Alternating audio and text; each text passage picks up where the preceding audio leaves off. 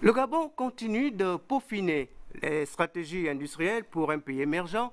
Un forum national consacré à l'industrie a été ouvert ce matin à Libreville par le Premier ministre chef du gouvernement Raymond Donsima.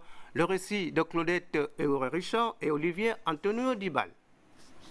Travaux de ce premier forum national consacré à l'industrie, le Premier ministre Raymond Donsima a d'abord transmis aux différentes délégations les salutations et les souhaits de bienvenue du chef de l'État, Ali Bongo Ondimba, qui le représentait à cette cérémonie.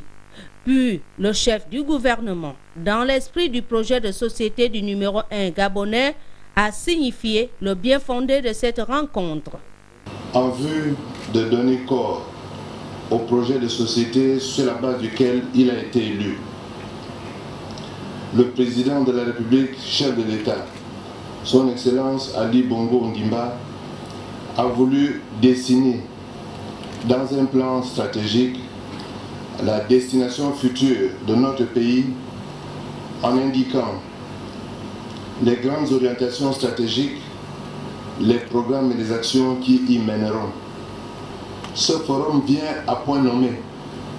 Il se déroule en effet au moment où le gouvernement se situe dans la phase de mise en œuvre des grandes réformes destinées à donner une impulsion décisive au développement de l'activité industrielle dans notre pays en vue de le rapprocher des seuils observés dans les pays déjà émergents. En effet, depuis 2009, le gouvernement met en œuvre des mesures fortes destinées à atteindre cet objectif. Raymond Donsima en cite quelques-unes. Il s'agit notamment de l'interdiction d'exportation des grumes afin de développer la transformation locale du bois et d'en augmenter la valeur ajoutée, de l'interdiction du torchage du gaz, de l'adoption en cours du nouveau code minier qui oblige désormais les opérateurs à transformer localement une partie de leur production, de la poursuite de la construction d'infrastructures lourdes. Les résultats de ces premières réformes sont déjà perceptibles au regard de l'accélération de notre croissance. Les attentes du Forum de Libreville en matière de stratégie d'industrialisation sont certaines, mais le Premier ministre insiste surtout sur la mise en place de mécanismes efficaces permettant d'assurer le suivi de cette nouvelle démarche économique nationale. Dans le même ordre d'idées, devant de nombreux experts, le ministre gabonais de l'Industrie, Régis Emongo, a précisé que les dites assises sont donc consacrées et constituent un cadre de partage entre les experts du Gabon et ceux venus de l'extérieur. Le point et les précisions de Lolita Obono. Ce forum s'ouvre pour permettre au Gabon de mettre en place sa stratégie nationale d'industrialisation pour transformer localement les matières premières dont dispose notre pays en s'appuyant notamment sur 3 piliers sectoriels, le Gabon industriel, le Gabon vert et le Gabon des services. Il s'agit là, comme vous pouvez le constater, d'un énorme challenge qui consiste à accélérer le processus d'industrialisation actuel de notre pays à travers la transformation locale de nos ressources naturelles. Dans cette stratégie, le gouvernement propose des filières à fort potentiel de croissance et définit le positionnement le plus compétitif de l'industrie gabonaise sur les chaînes de valeur et sur les marchés les plus lucratifs. Dans cette optique, l'État a déjà consenti des efforts dans certains secteurs, à l'exemple de la transformation du bois. Beaucoup reste à faire pour atteindre les objectifs que s'est fixé le gouvernement, sachant que la contribution du secteur manufacturier au produit intérieur brut oscille entre 4 et 5% en moyenne depuis 20 ans, a reconnu le ministre de l'Industrie et des Mines, Régis Emongo. La stratégie proposée ici vise essentiellement la promotion et le renforcement de la transformation locale de nos nombreuses matières premières, ce qui permettra de booster davantage et de diversifier la croissance économique, de créer de nombreux emplois durables et qualifiés, et enfin de promouvoir le développement intégré de l'ensemble du territoire national. Il s'agit, in fine, d'une stratégie inclusive pour la croissance et le bien-être de tous. Mais comment y parvenir? C'est la question principale. en faisant un diagnostic franc et sans complaisance de la situation industrielle du Gabon. Sur la base de ce diagnostic, la stratégie retenue s'appuie sur 4 principaux secteurs porteurs de croissance, à savoir le secteur des mines, le secteur forêt-bois, le secteur agro-industrie, le secteur pêche et aquaculture. Durant 3 jours d'atelier, les experts vont axer leurs réflexions sur 7 leviers dont la connaissance des différents secteurs, la promotion et l'investissement et l'accès aux marchés régionaux et internationaux. Des leviers nécessaires pour atteindre 16% du produit intérieur brut à l'horizon 2025, gage de réussite sur la voie de l'émergence fixée par le chef de l'État.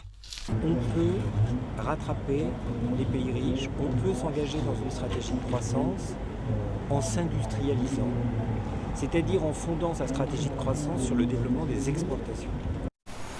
Au deuxième jour du Forum national de l'industrie, ouvert par le Premier ministre chef du gouvernement, les experts ont poursuivi leurs travaux en atelier sectoriel ce matin. Et le point avec Filika Biongo-Kombila sur les images de Jean-Pierre Moussouam. Ces ateliers sectoriels concernent 5 filières d'industrialisation à fort potentiel de croissance, à savoir mines et métallurgie, pêche et aquaculture, agriculture et agro-industrie, forêt, bois et matériaux de construction.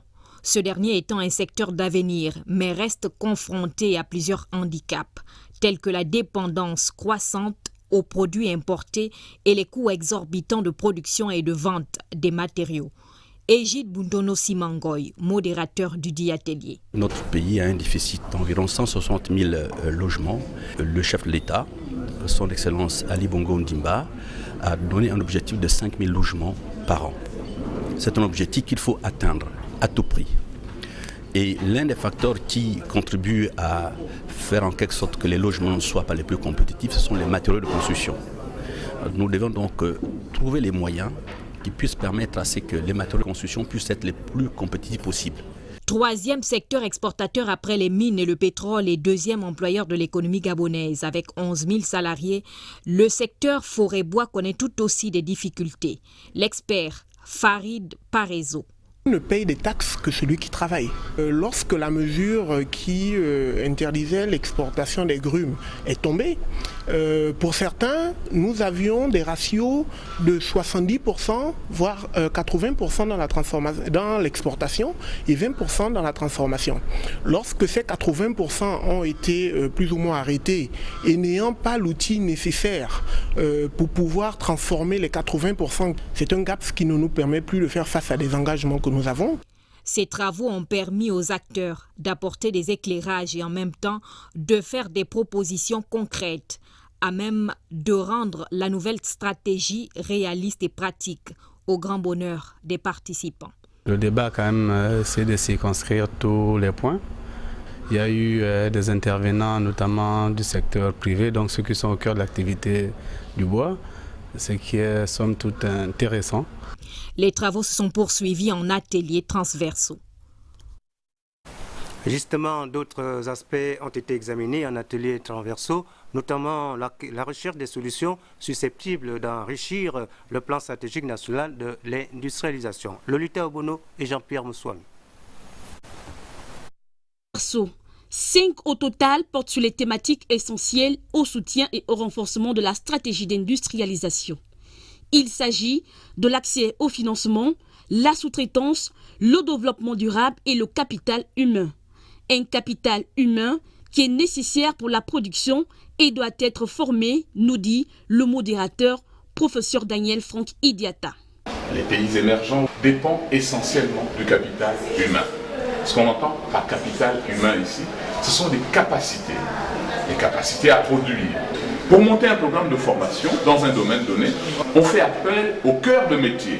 On fait appel à toutes les compétences dans le domaine, au niveau de l'éducation, les enseignants, les psychopédagogues et ainsi de suite.